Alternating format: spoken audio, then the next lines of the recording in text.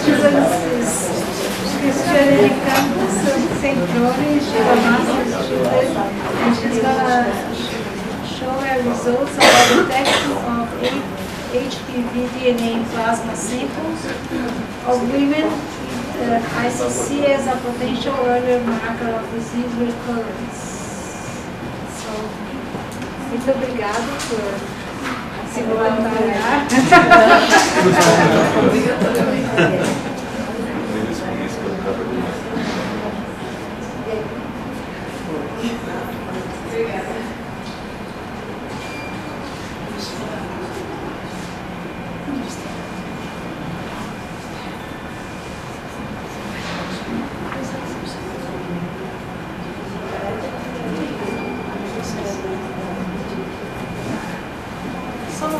Olha, alguém esqueceu um celular vermelho que está lá na diretoria. Foi vocês, alguém pegou cell phone, red cell phone, someone forgot it.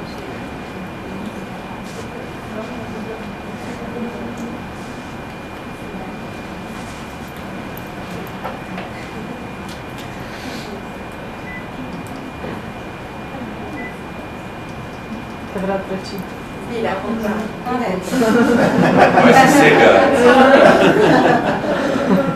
Well, good afternoon to everyone. My name is Cristiane. I'm doing the master degree here in the Institute of Tropical Medicine, and my supervisor is José, Eduardo, Levi. Today I will present to you my study titled Detection of HPV DNA in plasma samples of women with invasive cervical cancer as a potential early marker of disease recurrence. So, the relation between HPV and cervical cancer.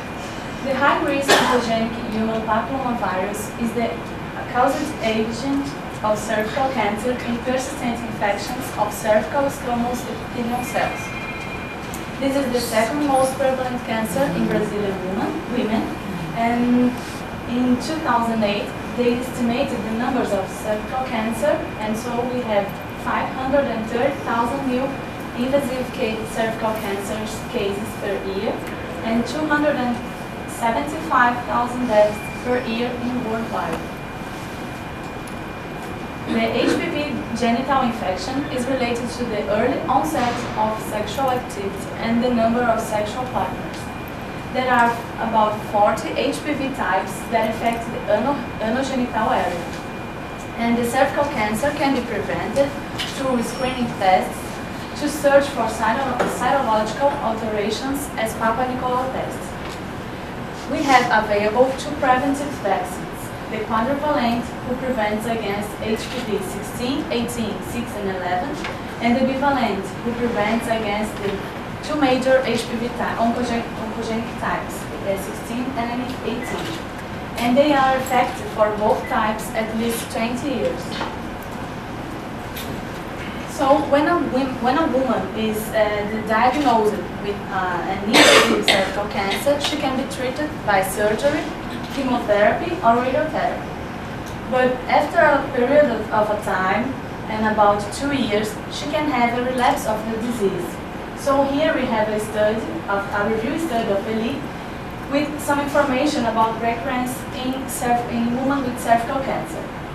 So the recurrence rates of cervical cancer after treatment ranging from 8% to 49%. The average recurrence time ranging from 7 to 36 months after primary treatment. The most relapses were detected within 2 years of the primary treatment. And the increased risk of pelvic recurrence is in patients with advanced tumors. And finally, the average survival after the detection of recurrence varies between 7 to 70 months. So, the cell-free DNA in plasma. It was first described in 1947 by Mendel and Levi, which identified DNA in plasma and serum of healthy and sick subjects. It attracted little attention in the scientific community, and the importance of cell-free DNA was recognized decades later.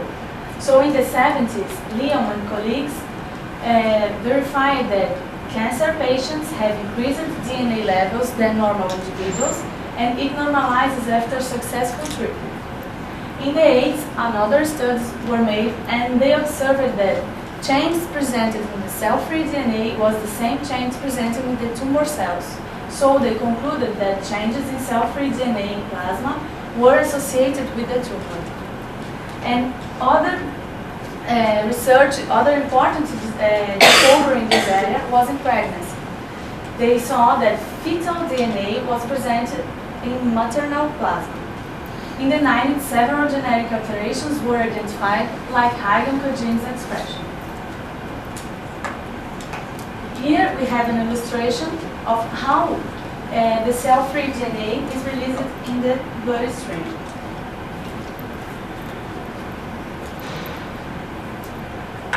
So it's believed that tumor cells that are suffering from necrosis or apoptosis can release this cell-free into the bloodstream. The secretion has also been suggested as a potential source of cell-free DNA into the bloodstream too. So as you can see, here we have the tumor cells and the cell-free DNA can be found in different forms, like single strand or double strand, nucleosomes and exosomes. And the alterations found out in the cell-free DNA was the same found out in the tumor cells, like mutation or polymorphism, epigenetic alterations like methylation, and the viral DNA. So a lot of studies were made with cell-free DNA in cancers related to infectious agents, like cancers of viral etiology, such as nasopharyngeal carcinoma caused by Epstein-Barr virus, invasive cervical carcinoma, and oropharyngeal carcinoma, both caused by HPV. They observed that viral DNA in serum or plasma is derived from the tumor. After completing the treatment, the HPV DNA is no longer detected in plasma of patients with complete response to therapy. And finally, in patients who had relapsed after treatment, the HPV can be detected again and precede the clinical diagnosis of relapse. So here we have some researchers, some papers who studied the HPV DNA prevalence in plasma from cervical cancer women, and as you can see, the rates varies a lot between 7% to 70%. It may be due to the different techniques used for the detection of HPV, the different ways of DNA extraction, the different population studied, and the way that the samples were stored. So, with all this information and with the fact that there are no specific tests available to detect recurrence, we questioned, is it possible monitoring women who were treated for cervical cancer with a no-invasive test which detects HPV DNA, allowing early diagnosis, since it can precede the development of histological lesions and clinical manifestations? So the aim of this study is detection of HPV DNA in plasma as a potential early marker of relapse after treatment of cervical cancer, and the specifics, standardization of a protocol of real-time PCR for the detection of HPV DNA in plasma samples, to determine the sensitivity and specificity of the real-time PCR protocol standardized, and estimate the presence of HPV DNA in plasma from cervical cancer patients. This is a prospective study for detection the presence of HPV DNA in plasma of women treated for ICC during the years 2009 to 2013. And the studied population are patients with invasive cervical cancer diagnosis assisted in CESP and Hospital de Câncer de Barretos. After accept to participate in this study and sign the approved consignment, we collected from the patients a tube of whole blood and a small tumor fragment. After completion of the treatment, a new tube of whole blood is collected every 3 months. So in the final of this study, we expected to have 4 plasma samples collected after treatment. To obtain the plasma, we made a first centrifugation, and when we will do the DNA extraction, we must do another ultracentrifugation to separate the plasma containing cell-free circulating DNA from the cellular debris. So we extracted the DNA from the supernatant.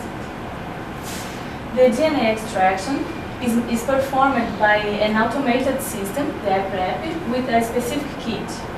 This extraction uses magnetic beads, so we can have a major yield of DNA, and it avoids contamination because it's a closed system. For the detection of HPV DNA plasma, we amplify the HPV E7 gene by a real-time PCR using TACNA system. We use type-specific primer for the E7 gene of HPV 16 and 18. And the probes were designed based on visual inspection of the E7 gene sequence alignment of HPV 16 and 18 retrieved from gene bank. The probes were labeled with a reporter from ORVIC and a Quencher MGB. For the standardization of this protocol, we have to determine the sensitivity and specificity. So, for the determination of sensitivity, we added known amounts of HPV DNA in HPV negative plasma samples from blood donors. And this HPV DNA was extracted for cervix uterine carcinoma cell lines. We used HeLa cells that is known to contain 20 copies of HPV 18 per cell, and Caspi cells that is known to contain 600 copies of HPV 16 per cell. The analysis will be reviewed along with the clinical post-therapy evolution. We will evaluate the circulating of HPV DNA test regarding the disease recurrence, yes or no, the initial stage of the disease, the type of treatment, and the histological type of the treatment. So for preliminary data, we could include in this study 135 samples of pre-treatment. So we had plasma and tumor, and here we have some information about these samples, like the HPV type of each tumoral tissue, and the number of positive plasma samples that were tested for HPV 18 and 16. We had 6 deaths, 3 withdrawal, and the number of adenocarcinoma patients and squamous cell carcinoma patients. This study is not finished yet, so it is still in progress. And here I show you some samples, some plasma samples that were tested in our PCR, real-time PCR protocol. And as you can see, we have the samples of HPV 16 and 18, and the viral load of the pre-treatment samples ranged from 335,000 copies per ml to 1,700 copies per ml. And the 2 samples of post-treatment that were tested were negative. And we had the histological type and the grade of treatment. For the follow-up, we could include 110 patients that have been followed up, and the number of plasma samples from follow-up storage are 272, and the number of samples along the time. So I would like to thank the presence of all of you. And I would like to thank the Partners Institute, the Institute of Tropical Medicine Post-Graduation, and I appreciate your attention.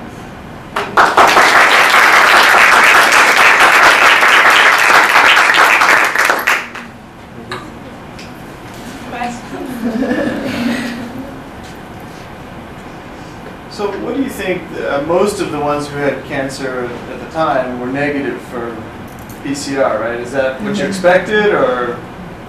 As you can see in the papers that I based So- my study, the average is about 35% of the detection of HPV. I think maybe the way that the samples were stored, the time between the collection and the processing of the sample can influence in the quantification. I think women can be different ways of eliminating this cell-free DNA. So some women can have a more efficient way to eliminate it from the bloodstream than others.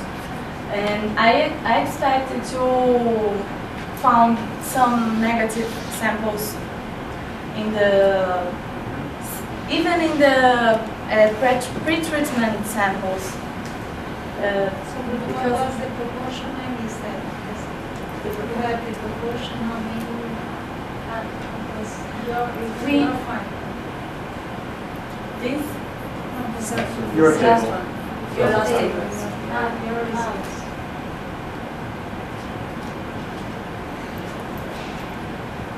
These were the only samples that I've tested until now, so I can't make any conclusions. The studies said that some studies try to relate the tumor grade with the detection of HPV. So in advanced grades like 3B, we expected to detect more viral load. But here, the higher load that I detected was 1B, and the lower was 3B. So